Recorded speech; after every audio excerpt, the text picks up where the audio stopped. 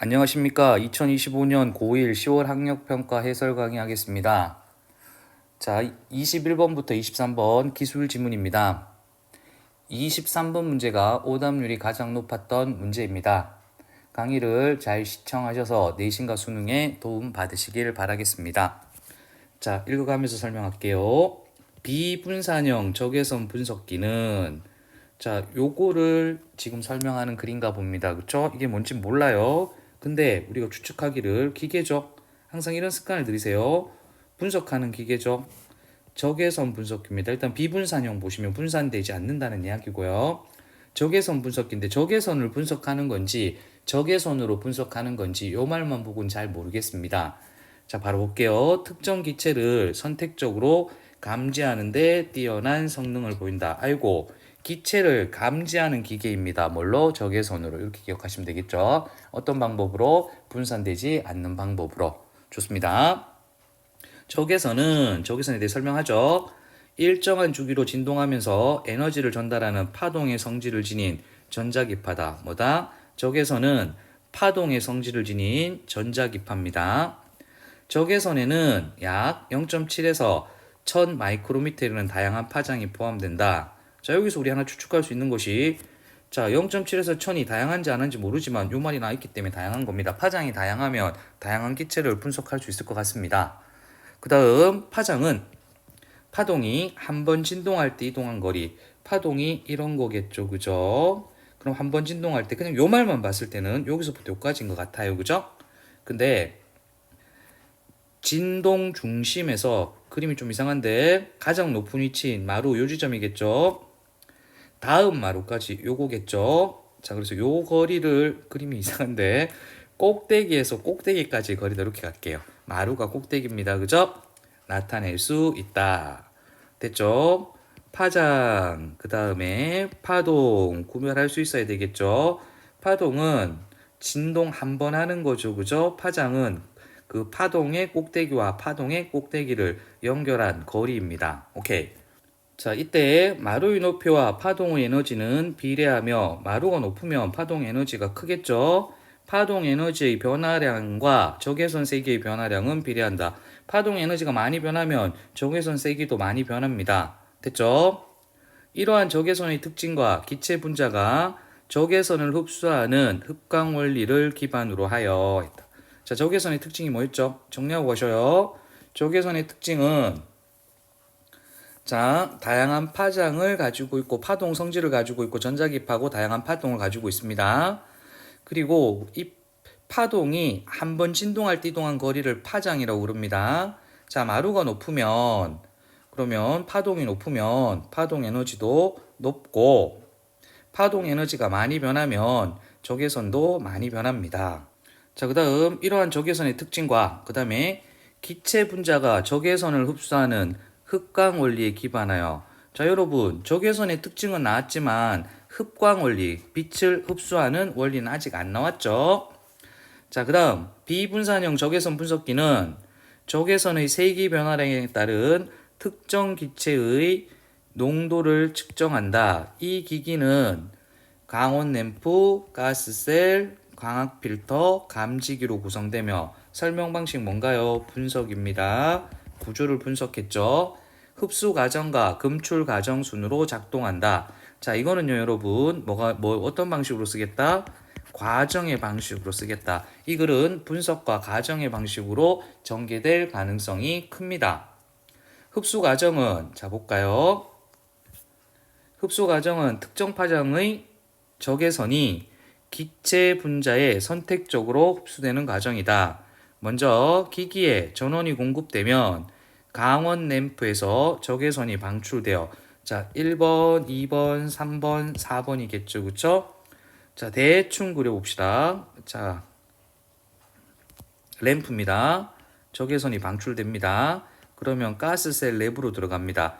가스셀은 강원 램프와 광학 필터는 뭐 이렇게 그립시다. 사이에 설치된 관 잘 그렸네요.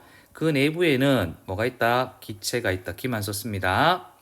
기체 분자는 2개 이상의 원자가 결합한 구조로 이루어져 있으며 원자들의 결합 상태에 따라 고유한 진동을 지닌 진동운동을 한다. 누가요? 기체 분자들이 진동운동을 합니다. 어떤 양상으로? 결합 상태에 따라서. 원자의 결합 상태에 따라서.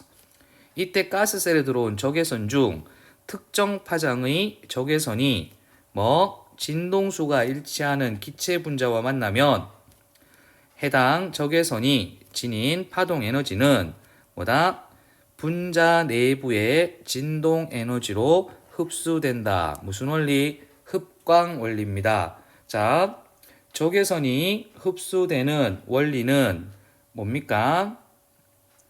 자, 분자가 진동 운동을 하는데 적외선과 진동수가 일치하면 적외선의 에너지가, 파동 에너지가 분자 내부로 흡수됩니다.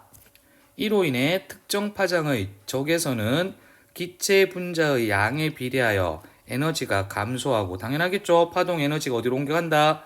기체 분자로 옮겨가겠죠. 흡수되지 않은 다른 파장의 적외선과 함께 광학 필터로 간다 했습니다. 자, 그러면 파동 에너지가 감소하고 또 흡수되지 않은 다른 파장의 적외선들과 어디로 갑니까? 필터로 갑니다. 여기까지 지금 설명한 겁니다. 그쵸? 순서대로 가는 거죠. 자, 그 다음에 검출 과정은 했는데요. 그럼 앞에는 우리 무슨 과정이었나요? 흡수 과정이었습니다. 그쵸?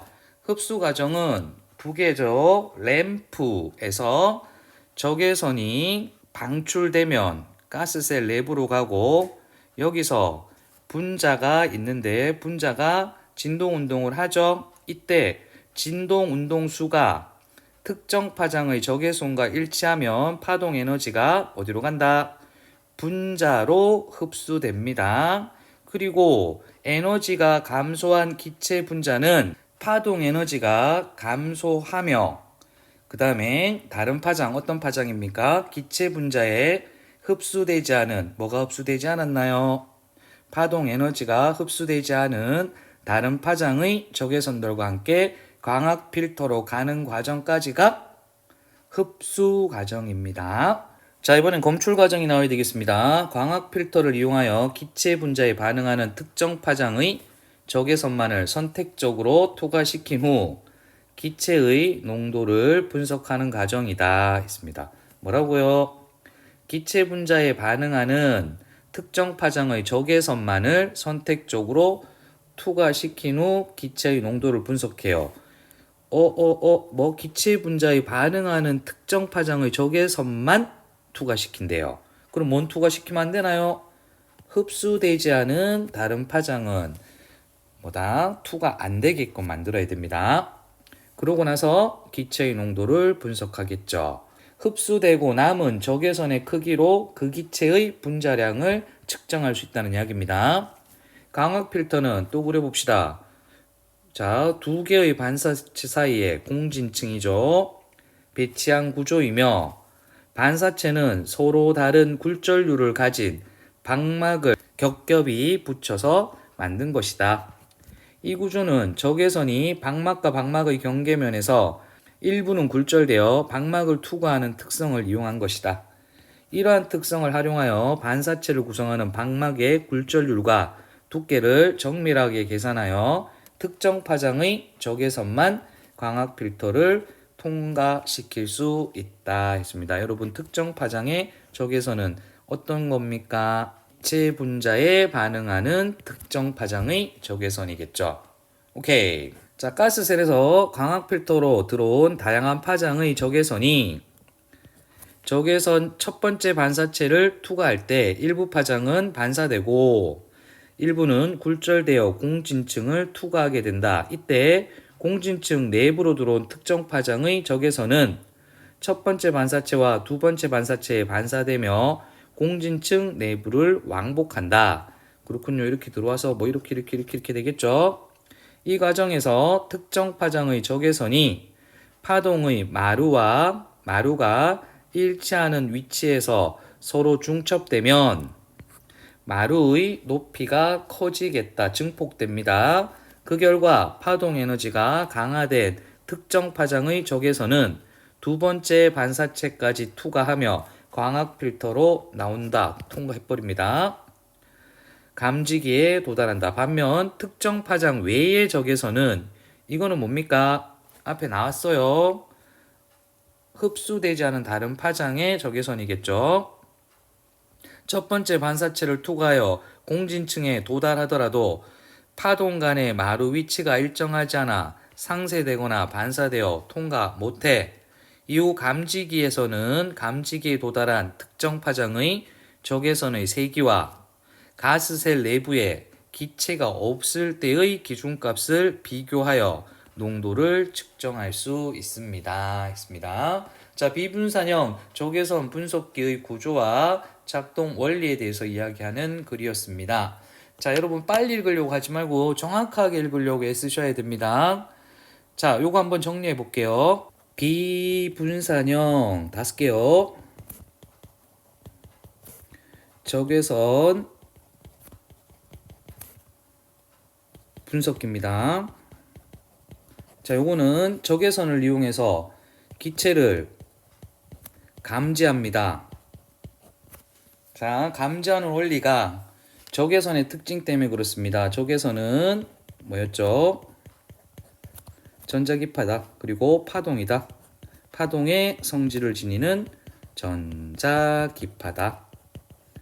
오케이. 그 다음에 또 다양한 파장을 만든다. 오케이. 자, 그 다음에 파장이 뭐였나요? 이거 말로 합시다. 파동이 한 번 진동할 때 이동한 거리입니다. 그죠? 그래서 파동의 첫 번째 파동의 정점과 다음 파동의 정점, 즉 마루를 연결한 게 파장이다. 자, 그리고 마루가 높으면 파장 에너지가 크다. 그리고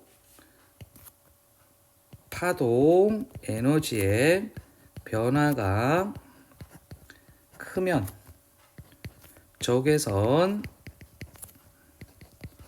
다시 필요 없는데 세기의 변화도 크다 했습니다. 됐죠? 그래서 적외선 세기의 변화량을 통해서 특정 기체의 농도를 측정할 수 있다고 했습니다. 자, 그 다음에 비분산형 적외선 분석기는 뭘로 구성돼? 강원, 램프에서 뭐가 나옵니까? 적외선이 나오면 어디로 갑니까? 가스셀에 갑니다. 여기는 뭐가 있나요? 기체가 있죠. 그죠? 기체 분자가 있는데 여기에 적외선이 들어가면 어떻게 된다? 항상 그런 게 아니라 진동수가 일치하면 두 개 다 외우면 너무 힘듭니다. 그래서 그냥 적외선이 에너지를 잃는다. 이렇게 갑시다. 자, 그러고 나서는 어디로 갑니까? 필터로 가죠. 그쵸? 광학 필터로 갑니다. 요거는 방막들이 막 쌓여 있어서 굴절 반사된다고 그럽니다. 자, 에너지를 잃은 적외선 지 혼자 가나요? 아니요. 누구랑 간다? 기체 분자에 흡수되지 않은 다른 파장과 함께 갑니다. 다른 파장과 그냥 다 파라고 쓸게요. 가서 다른 파장과 함께 가서 요 방막이 쌓여 있는데 여기서 반사 굴절됩니다. 근데 이 과정에서 공진층으로 간다고 그랬습니다. 그죠? 자, 공진층에 가면 어떻게 됐나요? 특정 파장은 첫 번째 반사체, 두 번째 반사체에 반사되며 왔다 갔다 왕복합니다. 이런 과정을 거치다가 누구를 만나? 마루와 마루가 일치하는 위치에서 만나면 중첩되어 높이가 커지죠. 그러고 나서 이것까지 뚫은 다음에 감지기에서 측정됩니다. 그리고 이렇게 마루와 마루가 일치하지 않는 적외선들은 상쇄되거나 반사되어서 이걸 뚫을 수가 없죠. 그래서 감지기에서는 어떻게 계산한다고 그랬습니까? 기체가 있을 때 감지되는 적외선의 크기와 기체가 없을 때 감지되는 적외선의 크기를 비교해가지고 기체의 농도를 측정할 수 있다고 그랬습니다. 오케이. 그래서 적외선, 파동, 파장의 원리 알아두시고 비분산형 적외선 분석기의 구조, 작동 원리, 작동 과정을 정확하게 이해하신 다음에 문제를 푸시면 좋을 것 같습니다. 자, 문제로 가보겠습니다. 21번 풀겠습니다. 답을 찾을 수 없는 질문입니다.